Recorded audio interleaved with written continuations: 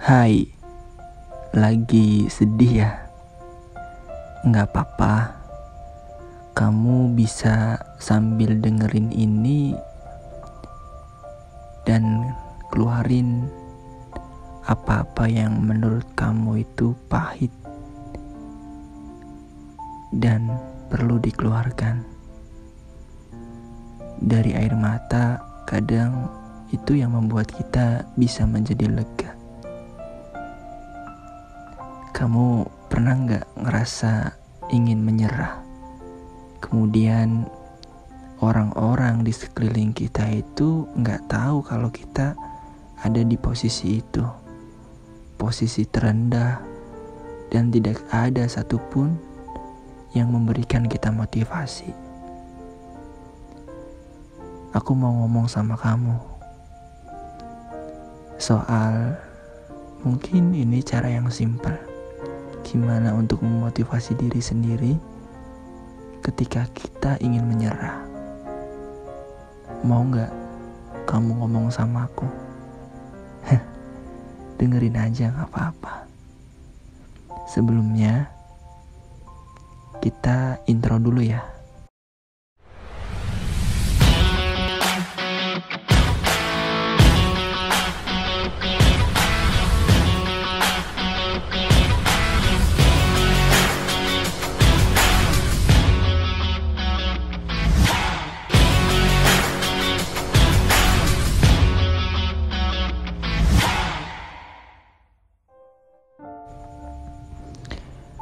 Oke, ingat gak kamu saat diri kamu mencapai titik terendah dalam hidup? Atau mungkin saat itu kamu sedang berjuang melewatinya. Dalam periode titik terendah ini, tentu kamu menjadi sangat karib dengan hadirnya emosi negatif, rasa sedih, kecewa, dan tidak berdaya kerap menghantui langkah kita. Rasanya sangat sulit untuk benar-benar bisa berpikir positif dan bangkit kembali di fase ini. Kita ingin menyerah, tapi kadang kita harus tetap berjuang, kita harus tetap berjalan, kita harus tetap melakukan sesuatu hal baik. Berada dalam titik terendah kerap membuat kita mempertanyakan keberhargaan diri kita karena harus merasakan kehilangan, kekecewaan, dan kegagalan. Ditambah lagi dalam situasi yang seperti ini, yang penuh ketidakpastian ini, rasa gundah akibat terombang-ambing dalam ketidakpastian tentu semakin memperkeruh suasana. Ketidakhadiran teman atau orang-orang terdekat di samping kita untuk memberikan dukungan dan kata penyemangat mungkin semakin menambah pesimis kita untuk bangkit. Lantas, apakah ada secercah solusi dari semua ini? Makanya nih aku mau ngomong sama kamu. Kalau kamu lagi sedih saat ini, kamu lagi kecewa saat ini, kamu merasa gagal dari semua usaha yang pernah kamu lakukan, dengerin di cerita sebelum jam 6 pagi. Ada sih yang nanya, "Kak, kenapa sih namanya cerita sebelum jam 6 pagi?" Karena menurut pribadi saya sendiri, pagi itu adalah awal dari semua apa yang akan kita lakukan dalam satu hari itu, hari berikutnya, dan hari seterusnya. Kalau awalnya baik, maka semuanya juga insya Allah akan baik. Makanya ini namanya apa? Cerita sebelum jam 6 pagi. Wah, tadi nanya lagi nih, ada gak sih secerca solusi dari semua ini? Tentu ada. Kamu mungkin sudah berkeinginan kuat untuk menyerah dan berpikir kamu telah kehilangan semuanya.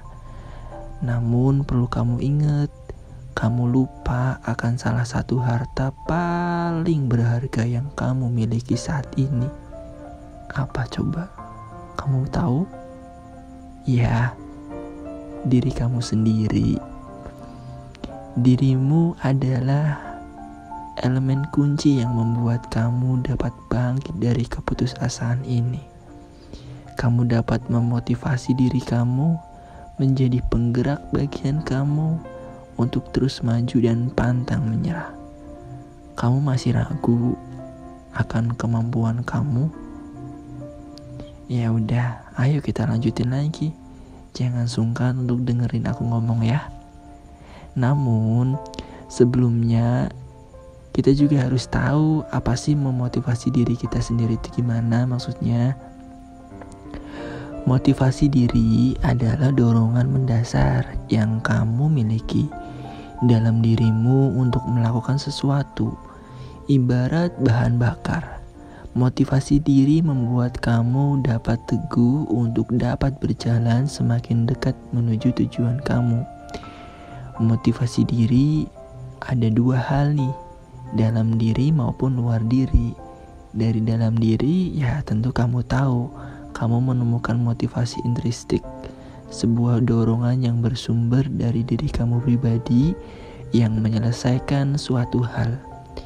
Keberhasilan kamu mencapai hal itu sudah menjadi reward untuk diri kamu sendiri. Misalnya gini, ketika kamu memiliki hobi menggambar, kamu mempunyai motivasi intrinsik untuk terus mengasah kemampuan gambar kamu agar semakin baik dari hari ke hari untuk kepuasan diri kamu sendiri. Dari luar diri kamu akan menambah motivasi ekstrinsik, motivasi yang disebabkan oleh adanya reward eksternal. Entah itu pengakuan dari orang lain, uang, status, maupun kekuatan dan kekuasaan. Tentu motivasi yang bersumber dari dalam diri itu akan lebih efektif dan lebih bermakna buat kamu.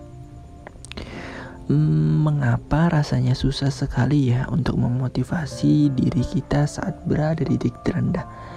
Mungkin titik terendah hampir semua orang itu merasakan ketika gagal dari semua tujuan dan benar-benar sangat ingin menyerah.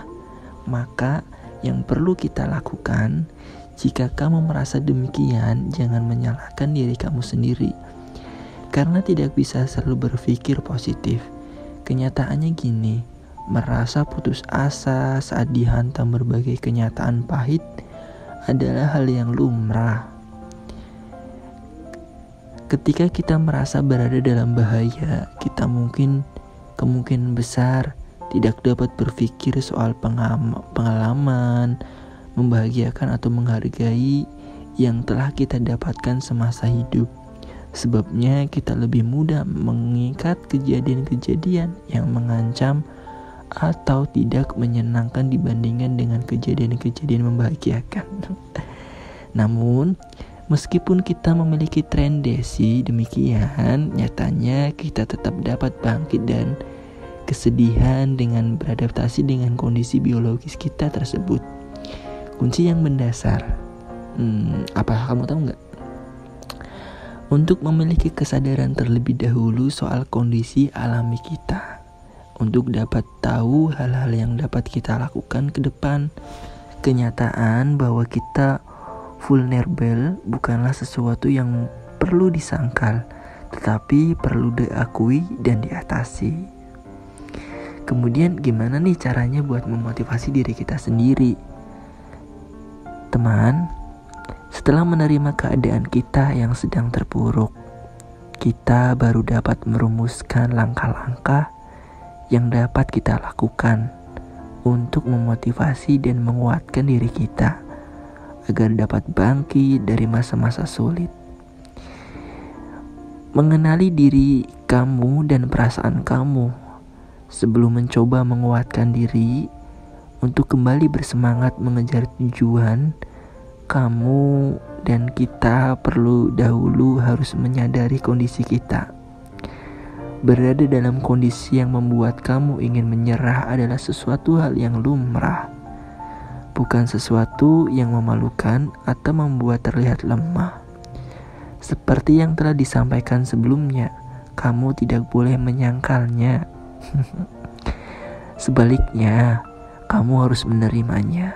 Kamu dapat membiarkan diri mengekspresikan perasaanmu dengan cara yang tidak membahayakan diri kamu sendiri dan orang lain. Entah itu dalam bentuk tangis atau cerita kepada orang yang kamu percaya maupun tenaga profesional. Upaya ini dianggap sebagai bagian dari emotional based coping. Caramu berdamai dengan persoalan dalam sisi emosi atau perasaan.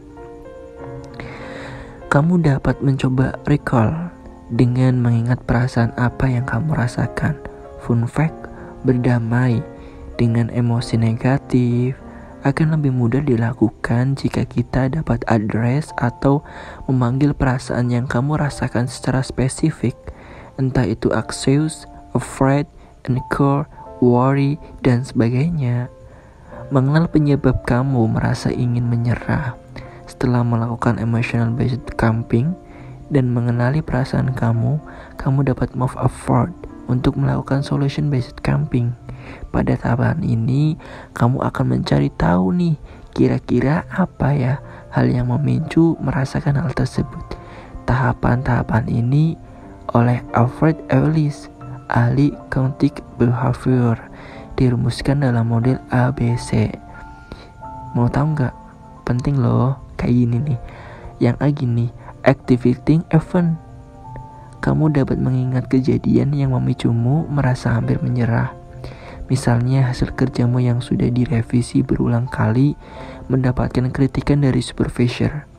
Kemudian yang B, belief. Apa sih hal yang kamu percaya berkaitan dengan kejadian tersebut? Misalnya kamu percaya bahwa kritik dari supervisor adalah pertanda bahwa segala kerja keras kamu sia-sia, atau isyarat bahwa kamu tidak berbakat dalam bidang itu. Kemudian yang C, consequences. Akibat dari keyakinanmu itu, apa yang terjadi? Rupanya kamu jadi enggan untuk kembali mencoba dan tenggelam dalam self-doubt. Kamu bahkan merasa tidak lagi dihargai. Kemudian dispute. Sekarang saatnya kamu menantang pikiran kamu itu. Memangnya benar ya, orang yang mendapat kritik adalah orang yang gagal? Dalam upaya mempertahankan hal yang kamu percaya, kamu dapat berdiskusi dengan banyak orang, termasuk dengan supervisormu sendiri. Di tahapan ini, kamu mungkin akan mendapatkan banyak insight baru. Misalnya gini, kamu tahu bahwa banyak orang hebat yang ternyata telah gagal puluhan, ribuan, bahkan ratusan kali seperti Thomas Alva Edison. Kegagalan memenuhi ekspektasi supervisor adalah hal yang biasa. Kemudian yang I, exchange. Di tahapan ini, kamu mengubah kepercayaan kamu yang dahulu soal kritik dan kegagalan menjadi hal yang baru. Kamu perlahan-lahan dapat melihat segala secara lebih positif. Kamu siap untuk mencoba kembali. Tahapan ini sangat krusial karena melaluinya kamu tidak hanya belajar membuat diri kamu sendiri menjadi lebih baik, tetapi juga membuat kamu belajar dari kesalahan dan mampu menyiapkan dengan lebih baik dan kemudian hari. Kemudian mengingat pengalaman positif. Seperti yang telah kamu dengarkan tadi, otak manusia memang didesain untuk peka terhadap keadaan yang mengancam sebagai upaya pertahanan hidup. Oleh karena itu, ketika mengalami titik terendah sebagai upaya mengimbangi hal itu, penting pula untuk kembali mengingat segala pengalaman positif atau berharga yang telah kamu dapatkan. Dengan begini kamu akan tersadar bahwa hidup tidak selamanya selalu berisikan kesedihan dan kegagalan, tetapi banyak sekali momen membahagiaan yang mengiringinya. Kembali mengingat tujuan kamu dan mencoba lagi. Setelah kamu mendapatkan pemahaman yang lebih positif serta merasa lebih baik, kamu dapat memperkokoh niat kamu dengan mengingat kembali tujuan awal yang kamu ingin lakukan. Apa tujuan kamu berkarya? bekerja, dan berusaha sampai sejauh ini. Dengan pemahaman atasan tujuan kamu ini, kamu juga akan mendapatkan motivasi intrinsik untuk kembali mencoba. Berjuang menghadapi titik terendah memang tidak mudah. Ya, semua orang juga merasakan itu kok. Kamu gak sendirian, aku juga gak sendirian. Aku punya kamu yang setiap hari atau mendengarkan cerita ini butuh keberanian memang besar dari dalam diri untuk bisa bangkit dan kembali menghadapinya. Semoga podcast cerita sebelum jam 6 pagi ini bermanfaat dan kamu suka, dan kamu sudah gak sedih lagi, dan kamu bersemangat untuk menjalani kehidupan berikutnya. Kamu setuju? Kalau kamu setuju dan kamu menyukai konten ini, kamu bisa like, komen, subscribe, dan share. Sampai jumpa di pertemuan selanjutnya di cerita sebelum jam 6 pagi. Dadah.